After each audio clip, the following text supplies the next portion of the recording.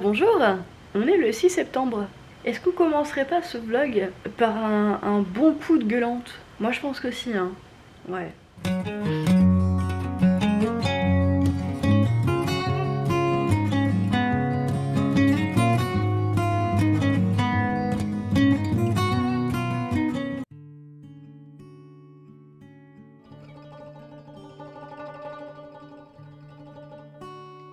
On est donc le 6 septembre et ça fait depuis mai-juin que je me bats avec Pôle emploi pour essayer de faire une demande de financement pour ma formation d'1 an en bijouterie joaillerie, qui est une formation sur un projet de longue date, de plus d'1 an.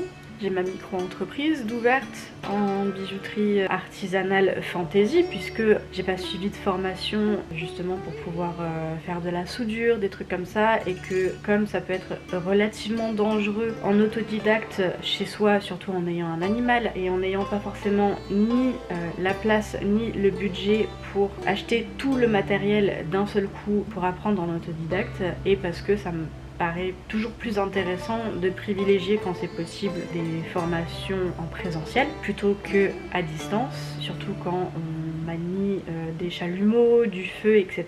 Que c'est toujours mieux d'avoir un retour en physique avec un professeur qui physiquement pourra te dire, te montrer si tu fais des erreurs et comment ne plus faire les erreurs ou comment bien faire les choses tout simplement. Bref, ça fait depuis mai-juin que Pôle emploi est au courant de ce projet et que j'essaye de monter avec la conseillère Pôle emploi un dossier pour demander à la région et à Pôle emploi de m'aider à financer cette formation, puisque c'est quelque chose de possible et qu'ils mettent en avant. J'ai donc fait une première demande en fin juin qui a dû être envoyée en début mi-juillet donc à la région pour financer cette formation. Cette formation qui, quand elle n'est pas en autofinancement, est à 9 600 € l'année. Et quand elle est en autofinancement, il me semble qu'elle est autour de entre 3 000 et 5 000 € pour l'année, en sachant que c'est une formation sur 1 an. Dans tous les cas, l'argent, je l'avais pas. J'avais besoin d'aide. Ça tombe bien, il y a un dispositif Pôle emploi qui, quand tu en fais la demande, si tu remplis leurs critères, t'aide à financer ta formation, et s'ils te financent ta formation, ils te versent aussi de l'argent le temps de ta formation, parce que pendant que tu fais ta formation, tu peux pas forcément bosser, ou du moins pas assez pour pouvoir vivre en fait, et c'est surtout pour ça, entre guillemets, qu'ils sont tatillons là-dessus, ce que je comprends. La première demande, j'ai appris pas longtemps après avoir déposé mon dossier à ma conseillère Pôle emploi, qui l'a transmis ensuite. On a appris, parce qu'apparemment elle n'était pas au courant non plus, que en fait la région avait une limite niveau argent qu'elle ne pouvait pas dépasser pour le financement. Ça paraît logique, mais on n'était pas au courant. On n'était pas non plus au courant que ce seuil-là c'était 8 000 €, et que du coup moi ma formation faisant 9 600 €, il resterait 1 600 € à payer. Donc quand ma conseillère Pôle emploi l'a appris, elle m'a appelé en me disant il y a deux solutions possibles. Soit vous autofinancez le reste, les 1 600 € restants, je ne les avais pas. Soit on fait une croix sur la formation et on attend de voir l'année prochaine. Voir si c'est toujours d'actualité, si vous êtes toujours dans le coin et si vous voulez toujours faire la formation. Ce à quoi j'ai répondu, mais est-ce qu'on est sûr que du coup on ne peut pas faire une demande pour que les 1 600 € restants, Pôle emploi les finance, et moi de mon côté, je mobilise mon compte CPF. Il n'y a pas grand chose dessus, mais il y a quand même une petite somme d'argent, et ça montre ma bonne foi que je suis motivée. Sans réfléchir, on m'a répondu que non. Du coup, moi j'étais partie sur le fait que tant pis, je fais une croix dessus, ça fait chier, ça fait des mois que j'avais cette formation dans le collimateur, mais tant pis. Tant pis, ce sera pour l'année prochaine, on va se concentrer à essayer de trouver un job, et puis on verra bien. En sachant que déjà, pour tout ça, on avait perdu du temps. Parce que quand il y avait des informations à donner ou à chercher, au lieu de les chercher quand il y avait le temps et de les donner par mail ou par appel, et garder les rendez-vous qui étaient fixés à 1 ou 2 semaines après pour faire un point sur les infos qu'on avait eues entre temps, ces infos-là, Pôle emploi attendait le rendez-vous qui était 1 ou 2 semaines plus tard pour me donner les infos Donc du coup, on repoussait toujours de 1 à 2 semaines le fait de donner ces informations-là, parce que oui, mais on avait un rendez-vous, donc on a attendu le rendez-vous pour faire ça. Donc ça, c'était ma première demande, qui n'a pas été retenue. Le lendemain du jour où j'ai demandé si un cofinancement avec Pôle emploi était possible et qu'on m'ait répondu non, c'était même l'après-midi même, parce qu'entre-temps, elle avait vu une collègue qui s'occupait de ça. Elle m'a appelé, ou elle m'a envoyé un mail, je sais plus, pour me dire qu'en fait, si, c'était possible. Donc c'est bien, ça veut dire qu'on a passé déjà 1 mois sans les bonnes infos, et on a passé du coup 1 mois à faire quelque chose qui a servi à rien, parce qu'on a fait une demande qui n'a pas abouti, et qui aurait eu une possibilité d'aboutir, dont on n'était pas au courant. Mais par contre, du coup, il manque des dossiers qu'il faut transférer à Pôle emploi. Et puis il faut refaire le devis qu'on avait fait et qu'on avait envoyé à la région, en précisant que du coup, les 1 600 € restants, c'était en cofinancement avec Pôle emploi, en mobilisant le compte CPF, etc. etc. Donc rebelote pour tout faire, sauf qu'à ce moment-là, on est à 1 semaine de début août, du coup tout le monde commence à partir un petit peu en vacances. L'école fermée 3 jours après, pour ne réouvrir que mi-août, et Pôle emploi c'est un peu comme partout. En août, il n'y a personne. Du coup, on se retrouve à monter un dossier alors que tout le monde est en vacances, alors que normalement le dossier était censé l'envoyer 2 mois à l'avance pour que ce soit considéré dans les temps. Donc on était dans les temps pour la première demande, plus pour la deuxième. Donc ça a été un petit peu galère de pouvoir demander et récupérer les dossiers manquants. J'ai transféré à ma conseillère Pôle emploi. On a vu 2-3 détails. Il y avait des choses qui étaient demandées qui n'étaient pas possible de faire. Et une fois qu'on avait tous les documents qui avaient été demandés, on a soumis la deuxième demande. Sauf que on arrive à fin août, on n'a pas de réponse. Alors, c'est stressant parce que moi, mon contrat de travail se termine le 4 septembre. Je sais pas du coup si je fais ma formation, donc je sais pas s'il faut que je cherche et si je peux accepter du temps plein ou du temps partiel. Et à ce moment-là, j'étais encore dans l'état d'esprit de du coup je peux pas dire oui à un employeur pour le laisser tomber au dernier moment, que la période d'essai ait commencé ou pas. C'est mettre les gens dans la merde, ça se fait pas. Spoiler, en fait c'est comme ça que tout se fait, apparemment. Puisque quand j'en ai parlé à ma conseillère Pôle emploi, elle-même m'a dit mais si, faut faire ça. Vous avez une proposition de job, vous l'acceptez. Et si au dernier moment vous pouvez pas la faire, vous vous barrez. Ça colle pas avec ma logique ni avec mes valeurs, mais apparemment maintenant tout le monde fait ça. On est donc aujourd'hui le 6 septembre, donc mon contrat de travail s'est terminé il y a 2 jours. Et voyant que j'avais toujours pas de nouvelles et que je n'avais rien non plus sur mon compte, sur mon espace Pôle emploi, j'ai envoyé un mail à ma conseillère pour lui demander, vu que la formation commence dans 2 semaines, s'il y avait des nouvelles, histoire de savoir s'il fallait que je me prépare ou pas en moins de 2 semaines du coup, puisque la réponse je l'aurais pas eu tout de suite, à faire une rentrée, à acheter ce qu'il fallait avec les moyens du bord, etc. Elle ne m'a pas répondu. Par contre, j'ai reçu, peut-être une demi-heure, 1 heure après, un mail de la région. Et c'est ce mail qui m'a poussée à prendre ma caméra et à commencer ce vlog par une petite gueulante. Parce que le mail, je vais vous le lire. Madame, monsieur, compte tenu des orientations régionales en matière de formation individuelle et formation individuelle, avec engagement de recrutement employeur conformément au cadre en vigueur le 1er juin 2023, la demande est inéligible au motif suivant. Donc déjà, on m'a refusé le financement, le cofinancement, alors que mon dossier est béton.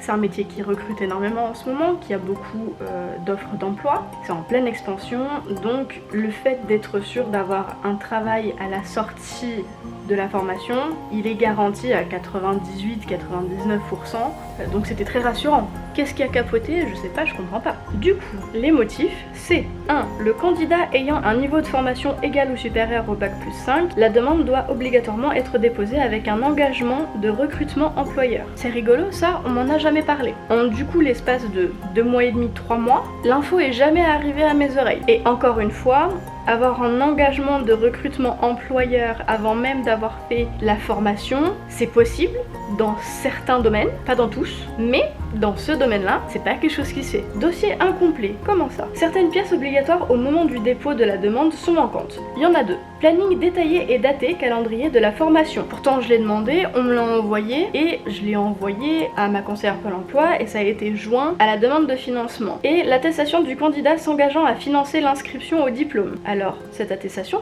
pareil, bizarre, j'en ai jamais entendu parler. On continue. Par ailleurs, dans le traitement administratif du dossier, l'engagement droits et devoirs du stagiaire n'est pas signé par la candidate. C'est rigolo celui-là aussi, je l'ai jamais vu. L'engagement droits et devoirs du stagiaire joint n'est pas le modèle en vigueur.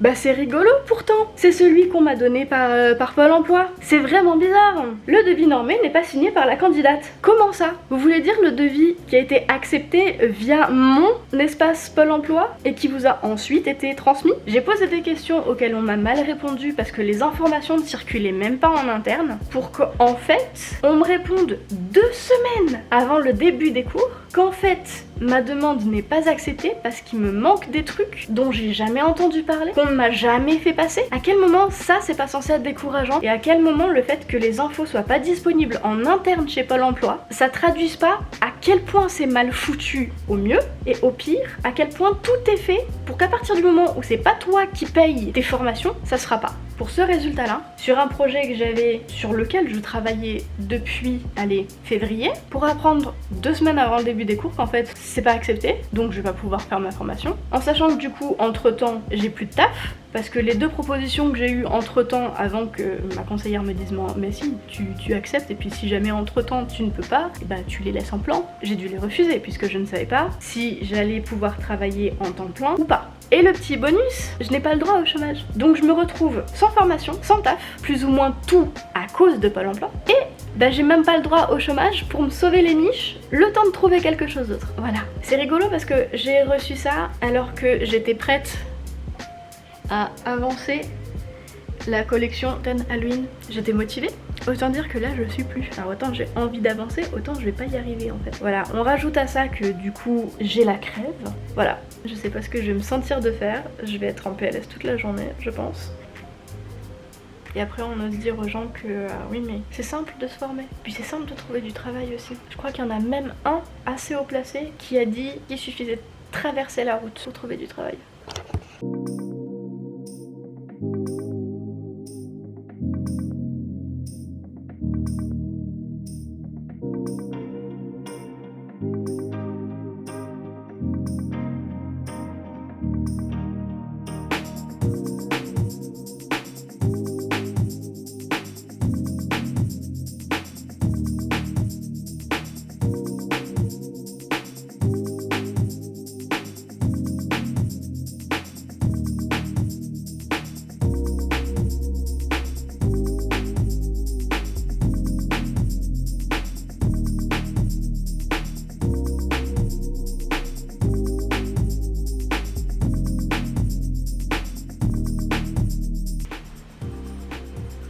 Et bonjour.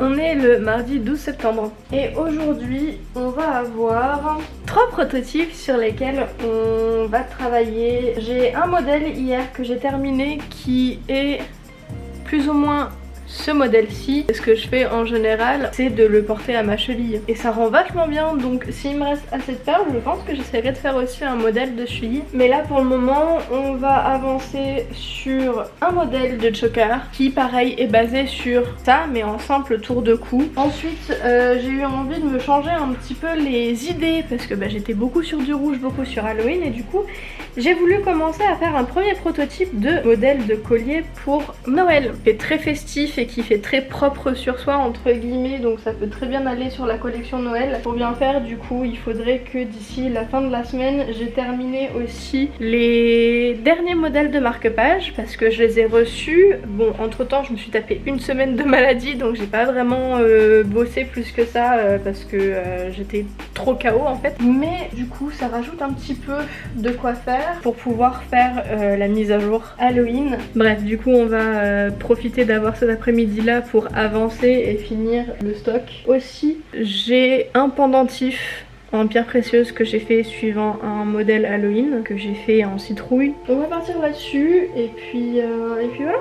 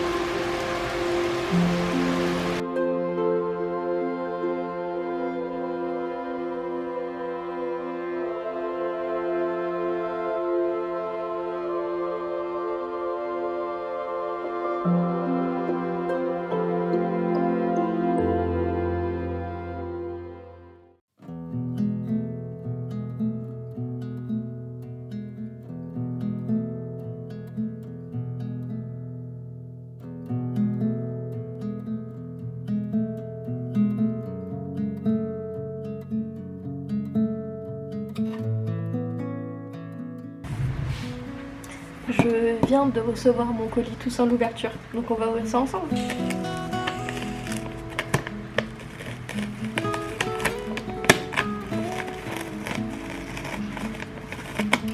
Bon, vous le voyez à l'envers, mais vous voyez que les couleurs sont jolies. C'est toujours très très joli ce qu'ils font de toute façon.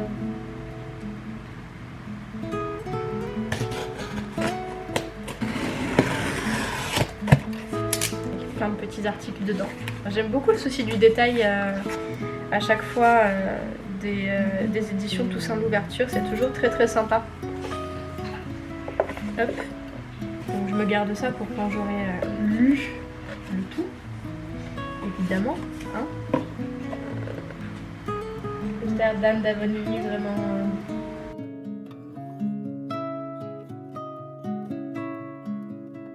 Je viens de me spoiler sur la 4e de couverture. Bon, c'était logique, c'était quelque chose à quoi je m'attendais. La maison des feuilles.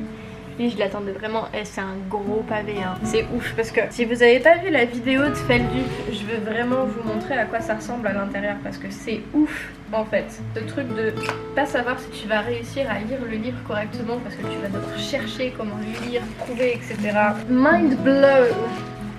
C'est-à-dire que... Oh là là, les pages qui se décollent. Voilà.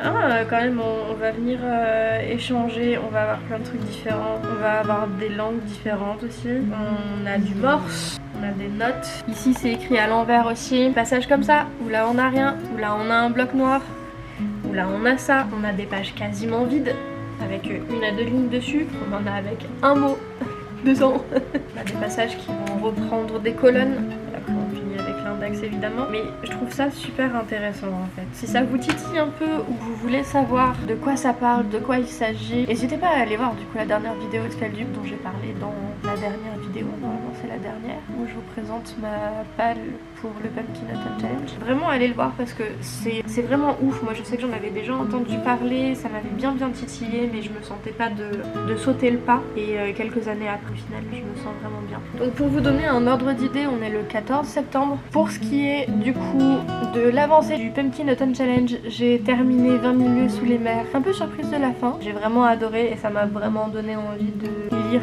plus d'œuvres de Jules Verne. Ensuite du coup, j'ai commencé ma lecture suivante, Les 10 000 parts de Jane Eyre. Je n'en suis qu'au début. Pour le moment, j'attends d'en avoir un petit peu plus lu pour voir si je rentre dedans. Donc je pense que c'est juste le temps que l'intrigue se mette en place. J'ai eu un prémisse d'intrigue déjà qui m'a beaucoup intéressée, donc j'attends d'avancer un tout petit peu plus dans le roman. Mais je pense que je vais bien rentrer dedans aussi. Du coup voilà. Je ne sais pas quelle sera ma 3e lecture, donc à ce moment-là, je vous invite à rester autour pour voir ça. Et moi de mon côté, même s'il est pratiquement 13h, je vais petit déjeuner, c'est-à-dire boire mon café et grignoter un peu. Et puis il faut que je continue à bosser sur les marque-pages parce qu'hier du coup j'ai terminé les bracelets et j'ai commencé des bracelets de cheville qui iraient avec les chokers gouttes de sang. Il faut juste que du coup je rajoute les gouttes de sang sur les bracelets chevilles et ensuite il faudra que je fasse les derniers marque-pages. Logiquement ça devrait me prendre une après-midi. Je pense que ça se sera fait très certainement demain. Hier j'ai terminé aussi le prochain article qui va sortir, donc qui sortira normalement en début de semaine prochaine je crois, parce que c'est l'article sur Mabon. Bon, j'ai aussi binge-watch la première saison du live action One Piece. Voilà, ça c'est une autre histoire, mais je suis bien plus rentrée dedans que ce que je pensais, donc très très bonne surprise. Et voilà, donc on va continuer un petit peu cet après-midi les bijoux, et j'aimerais bien streamer aussi, ça fait quelques jours du coup. Bon, la semaine dernière j'ai eu envie de streamer toute la semaine, mais comme j'étais malade c'était pas faisable, et là que je ne le suis plus, j'aimerais bien reprendre les streams, mais je sais pas encore trop comment m'organiser pour reprendre les streams sans que ça empiète sur les moments où je vais bosser sur la micro-entreprise, et sans que ça empiète non plus sur les moments où je vais devoir m'occuper de ce qui peut être paperasse, de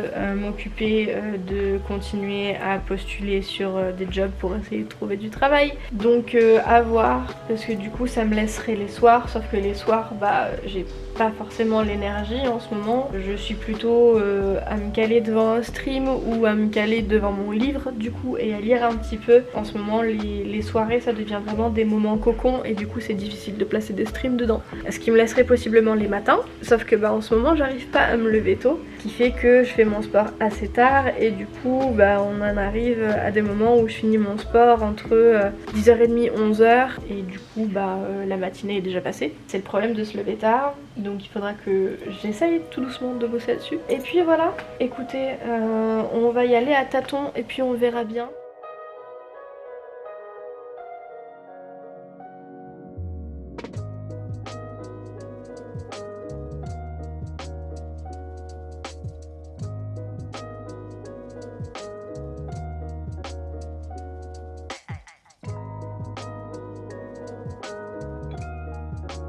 On est le 16 septembre et on a quelques petits points à rattraper et à faire ensemble.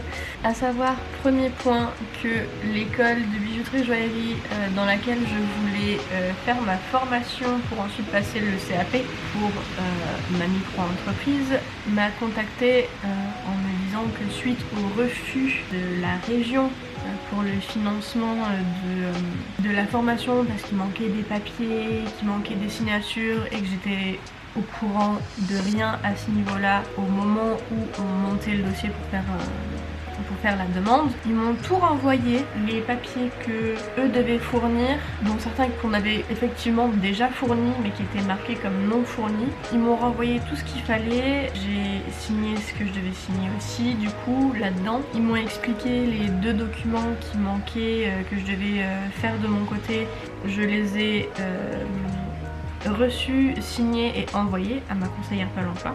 Il y a des chances pour que la région revienne sur sa décision, donc à voir. Ça va être assez mouvementé lundi parce que je suis en attente de ce document pour pouvoir faire cette demande de révision de décision, donc à voir. Et du coup ça va être assez mouvementé par rapport à ça parce que ça pose aussi la problématique de je continue à chercher du travail du coup parce que encore une fois hein, on est le 16 septembre.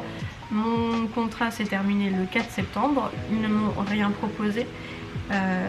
J'ai envoyé je sais pas combien de candidatures auxquelles j'ai eu que des retours négatifs pour le moment. Et j'ai pas le droit au chômage. Dans tous les cas, pour octobre je vais rien toucher parce que j'ai pas le droit à des aides financières. C'est super stressant du coup parce que déjà je sais pas si je fais ma formation ou pas. Si j'ai pas de formation, de là il faut que je continue à chercher un temps plein, sauf que je sais pas quoi faire. Je peux pas chercher les deux. Déjà c'est tellement difficile de trouver quelque chose et c'est encore plus inimaginable pour moi de réussir à trouver par exemple un temps partiel pour au final devoir prendre un temps plein si je ne fais aucune de mes formations, réussir à trouver un temps plein et quitter le temps partiel. C'est tellement difficile de trouver quelque chose, ne serait-ce que quelque chose qui fait moins de 20 heures en sachant que c'est pas assez, c'est pas suffisant. Bref, du coup voilà, la situation est un peu compliquée et je vais essayer de pas plus y penser que ça. Vous voyez, dès que je commence à essayer d'y penser un petit peu, ça part dans tous les sens dans ma tête et ça carbure très très vite, très très fort. Donc j'essaye d'éviter au plus possible de trop y penser parce que de toute façon pour le moment j'ai pas plus d'éléments, j'ai pas plus de solutions, j'ai pas plus de réponses. Je suis toujours aussi perdue et quand je pense ne pas pouvoir être plus perdue, si, en fait, clairement si. Enfin bon, du coup voilà, j'ai continué à faire un petit peu ma vie, continuer à lire un petit peu, continuer à essayer de faire des streams ce week-end si possible, et voir pour continuer à avancer sur ma micro-entreprise. J'ai avancé tout ce que je voulais finir pour la collection Halloween, à part peut-être 2 petits détails, mais ça au moins je pourrais le faire plus tard. Donc là, il faut que en ce début de semaine qui arrive, il faut que je me concentre sur le fait de peser chaque article déjà pour avoir une idée des coûts et frais d'envoi et que je fasse les photos, pourquoi pas essayer de voir pour faire des vidéos portées et tout mettre sur le site pour faire la première mise à jour Halloween et voir ensuite. Et puis voilà, mine de rien ça fait déjà pas mal. On va surtout essayer de prendre soin de la santé mentale et puis ce sera déjà un bon début. Donc voilà.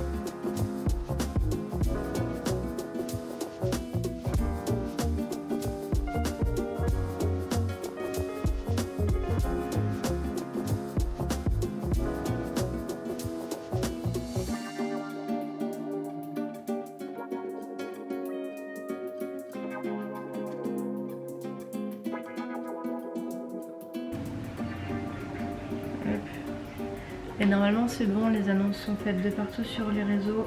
Je suis vachement plus réveillée bizarrement au bout d'une heure. Moi qui pensais aller me recoucher après. Très bien. On a mis sur TikTok, on a mis sur Facebook, on a mis sur Instagram, on a mis sur Twitter et on a mis sur Discord. Et vraiment le site compresse la qualité des images. C'est terrible. Et je pense que mine de rien je m'en rends pas compte mais ça me stresse quand même parce que j'ai quand même bien envie de vomir là. Parce que j'ai peur qu'on n'achète rien en fait tout simplement. Parce que j'ai quand même pas mal travaillé dessus. Voilà. Et sur ce, je sais pas ce que je vais faire mais je pense que je vais aller me poser dans le lit. Bah, je pense que je vais lire un peu. Et puis je commencerai ma journée tranquillement ensuite.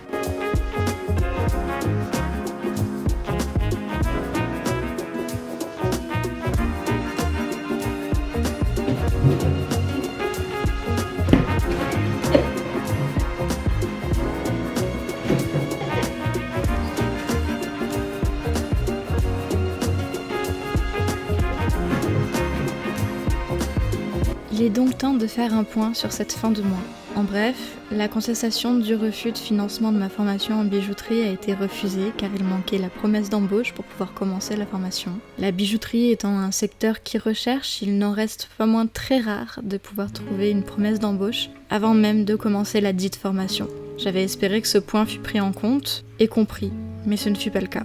J'ai ensuite demandé une aide au financement d'une formation d'illustration à distance, aussi liée à ma micro-entreprise, qui m'aurait permis de plus facilement travailler en parallèle, demande qui fut également refusée, sans que je n'ai accès aux raisons. Cependant, je pense que l'envoi de la demande a été trop hâtive, ma conseillère me proposant tantôt d'approfondir mon dossier, puis à l'issue du même rendez-vous me proposant de l'envoyer sans plus d'aide ou de conseils pour essayer de mieux consolider mon dossier. Ceci dit, j'aurais peut-être dû insister plus, même si je savais la réponse que j'en aurais reçue. Je me retrouve donc sans réponse favorable à mes nombreuses candidatures, spontanées ou non, ayant épluché les sites d'annonces de postes ouverts, mais aussi les agences intérim alentours, les ayant appelés aussi, et ayant déposé spontanément CV et lettres de motivation un peu partout autour de chez moi. J'ai donc décidé de me renseigner sur les formations en rapport au monde du livre et à la traduction, pour voir si je pouvais trouver une façon de me former.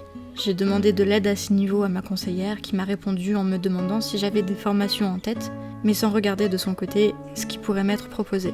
Ça, il a fallu que je lui demande après. Tout ça m'a bien fatiguée, on va pas se mentir, mais malgré tout, j'avance. J'essaye de ne pas trop y penser, je continue à candidater tout en essayant de me renseigner pour me former, même si le peu d'informations que je peux trouver de mon côté me paraissent bien trop vagues pour le moment. Ceci étant dit, j'ai pu reprendre les streams, bien que pas encore consistantes. Je passe de bons moments avec vous et des amis sur Twitch à avancer et commencer des jeux. On se rapproche de la fin de Danganronpa Ultra Despair Girls, on a commencé les professeurs Layton et plein de jeux sympas. Je vous laisse donc sur une fin de vlog bien fatiguée mais pleine d'espoir. Le temps, malgré son yo-yo déréglé, se rafraîchit au moins un peu. Je peux donc prendre des moments cocooning où je m'enveloppe dans ma veste pilou-pilou ou sous mon plaid, avec une bonne tasse de thé chaud, et ça fait plaisir. Sur ce, je vous laisse pour ce vlog, on se retrouve au prochain. Passez une tête sur Twitch, le Discord, les différentes chaînes YouTube, et n'oubliez pas de jeter un œil à la collection Halloween de la boutique, où vous retrouverez des marque-pages, des colliers, des chokers, des bracelets et des bracelets de cheville accordés, tous sur le thème d'Halloween. Ceci étant dit, on se retrouve bientôt, prenez soin de vous.